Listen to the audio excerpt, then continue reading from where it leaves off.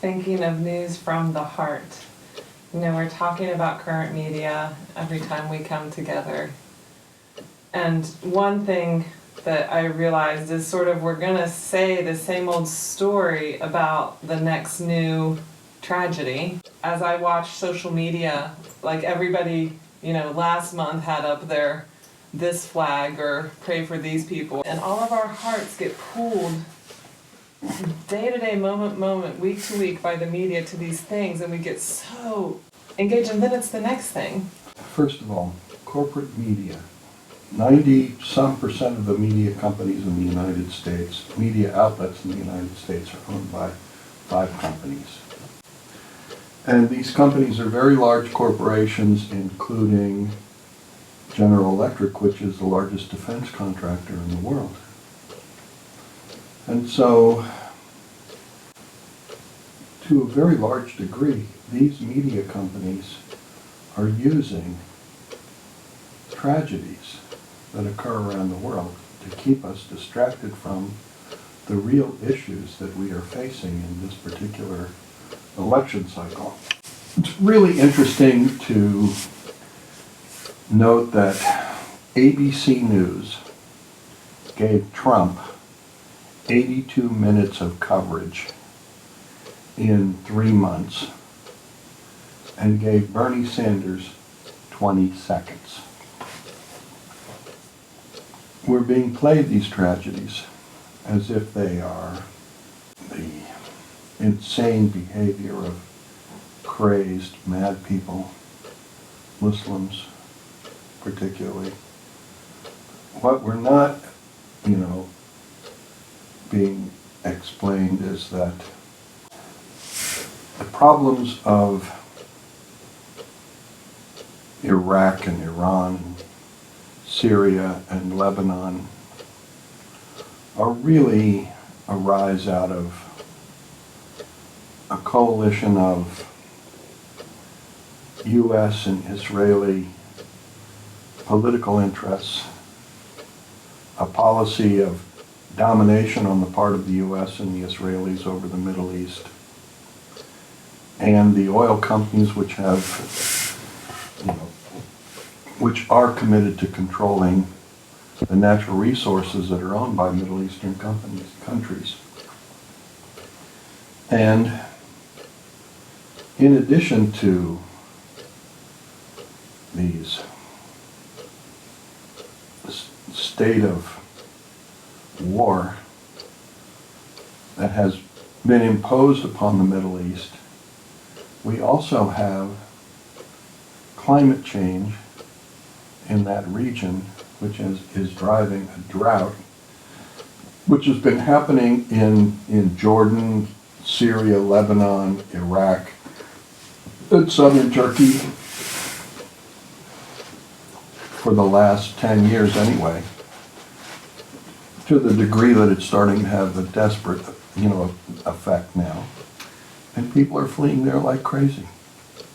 The real tragedy underlying all of these tragedies is that since about 1980 anyway, foreign policy in the United States has been to dominate the Middle East and control oil resources. We have ignored information which we understood since at least 10 years earlier, that global warming was happening and that it was going to be, intensely impactful on the whole history of the world. We've ignored that. We're paying no attention to what we know to be the truth. And corporate profits, has created a disparity in income and resource distribution in the United States that is pitting all the different subcategories of people against one another. So that, in the conflict, the media companies force us to look at the tragedies, which are shocking one after another, and deny us, consistently deny us, any bigger picture about what is going on inside our country or in the world around us. Is there more tragedy going on right now than there has been in history? I mean, the Middle East has been at war for thousands of years over similar issues, really. I don't think the Middle East has been nearly as militarized in the past as it is today. This year, $50 billion in guns and ammunition and high-tech military equipment, laser-guided bombs and anti-aircraft missiles. I mean, the level of arms sales going to the Middle East is astonishing. And who's the number one arms manufacturer in the world? The United States. But is this time worse than a time where things like Pearl Harbor were happening, Hiroshima, the world wars? Yes, it's worse. It's worse.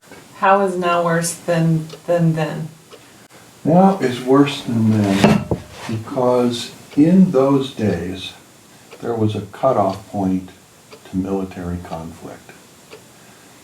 World War II essentially happened from, let's say the entire span of it was something like 1936 to 1945. Then it stopped. Since the original invasion of Iraq, we've been at war in the Middle East, non-stop. And now that has to be something like 1990 to 2016. And that war has only been expanding and gotten infinitely more complicated. So at the same time, you have U.S. foreign policy initiatives happening in South America, in Argentina, Brazil, and Venezuela that are causing these countries to have quality of life indicators lower than Syria. Venezuela and Argentina are the number one and two most miserable countries on earth. Why don't we hear about them? Exactly right. Venezuela has a socialist, populist government system which basically quite a long time ago confiscated U.S. oil company assets, nationalized U.S. oil company interests, and the U.S. and the oil companies that run the government basically have been punishing Venezuela ever since. It's on the brink of civil war. The oligarchs in Brazil have brought Brazil to the brink of civil war. Argentina's economy is totally back in the toilet again, all over again. And, everywhere in the world, the rush toward militarization is bringing levels of misery that I think are unprecedented. In Japan, right now, a government has come into place which is attempting to rewrite the Constitution of Japan to allow for militarization in the country. And the U.S. is supporting this because they want to use Japan as a weapon against China. NATO we have officially entered a period in which we're returning to the Cold War with Russia. NATO is, having military exercises on the Russian border and is, pressing Russia on multiple fronts like never before. So I do think that this is a more dangerous period than any period that I've seen in our lifetime because the possibility of unleashing nuclear weapons is probably greater than ever. And those nuclear weapons are 100,000 times more powerful than the weapons that were unleashed on Japan. Their destructive capacity and the fragility of the infrastructures which, operate the countries they will be used in and on, could really bring about tremendous widespread suffering. So you're talking about how media is feeding us this information, and Actually, what it is that media is not feeding us any information. What the media is doing is distracting us continuously from any possibility that we will exercise a meaningful choice at any period in which there is a meaningful choice to be made. we're also susceptible to propaganda. Especially, not so much, but people who are hypnotized by the television. I mean, we're educated, we're white, we grew up in middle class and upper middle class families, and we've been to the university and we've seen through the media. I mean, there's so many people in the United States who depend upon Fox News and CNN News for their information, and this is an unmitigated disaster for the quality of life in the United States. Do you think social media is helping to counteract the corporate media machine in any way? The thing about social media is, first of all, is it silly, and should I just not be doing it? I don't know. well, I do it too. You know what I put on my Facebook page, and I do that mostly just to try to get people thinking. And I'm a lot of the time I'm just being contrary. I think to really vet all of the information that we find on the internet that we could be posting to social media is practically impossible. I mean, I'd have to spend 6 hours a day going through the articles that I, feel like posting. Occasionally I find something, but, making sure they're real is hardly possible. And then, as soon as you find something real, you find a bunch of people who jump on and are and their talking points are spurious, and then you have to track all that down. So, personally, I take it all with a grain of salt, but I do use the social media too to at least get people to start to think about the medicines that they take, their whole approach to health care, and their approach to wellness in general. But, corporations are now very effectively organized to use social media to their own advantage. And whenever social media becomes in play and it's not to their advantage, you find, well, a perfect example of that might be Occupy Wall Street. A really legitimate movement in the beginning with good intentions in every way. By 30 days into Occupy Wall Street, half the people who were there on site were state and federal undercover agents, some of whom were, instructed to be provocateurs. The same thing is true in Ferguson. Their claims of injustice and police brutality are substantiated by even the Justice Department. During the time when there were protests happening there, a significant amount of the people involved in those protests were undercover cops.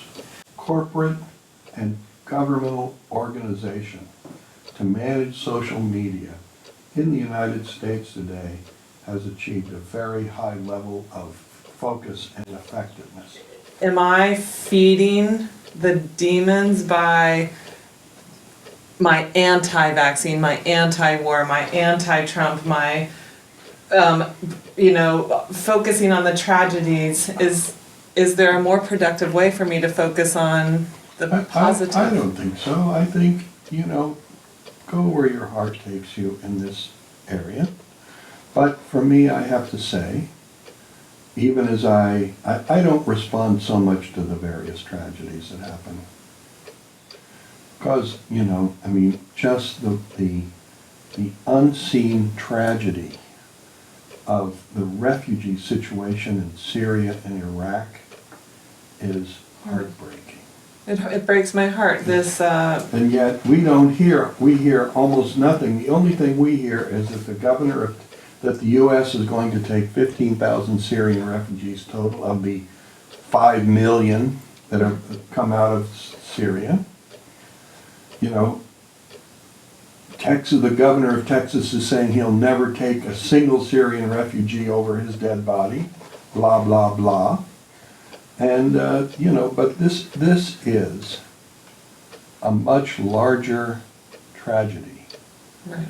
And more people are drowning in the Mediterranean trying to escape the Middle East into Europe than have died in any of the insane events that have happened in France or the United States. The issue is a deeper issue. The issue is you have 0.2% of the population of a country controlling 98 or 99% of the productive resources of the country in an era when television and the internet is showing all of these people the lifestyle of that 0.2%, who are in fact using, in India and Pakistan, TV is like the playground of the super rich kids who all use TV, you know, to strut their shit on, to strut their stuff and outdo each other. Well, what impact does that have on the larger population? Who's the audience of all of this? You know, It doesn't sound any different than what's going on here.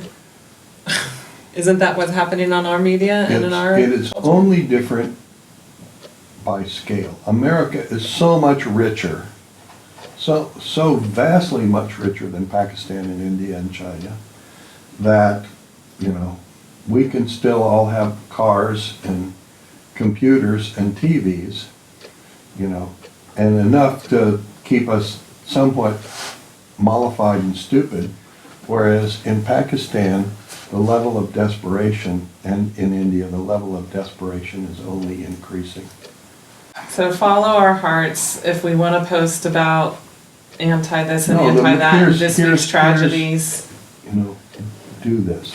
In terms of responding to the day-to-day experiences that you have, please, you know, express yourself whatever way you feel like it.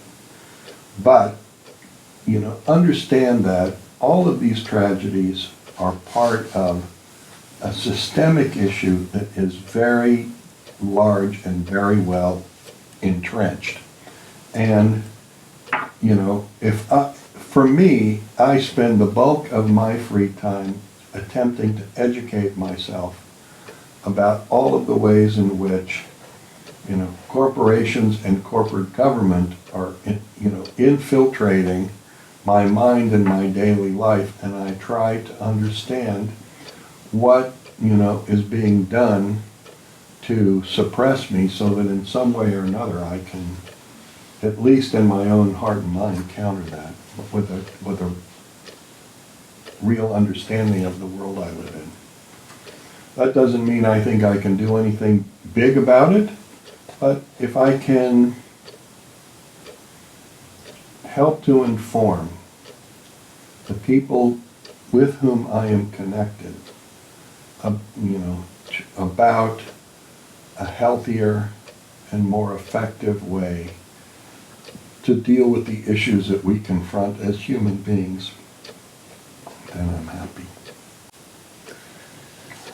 News, truly taking all of the news, all of the media, all of the events going on, and then doing the work with our minds and our hearts to really create the news that we share with each other. Right.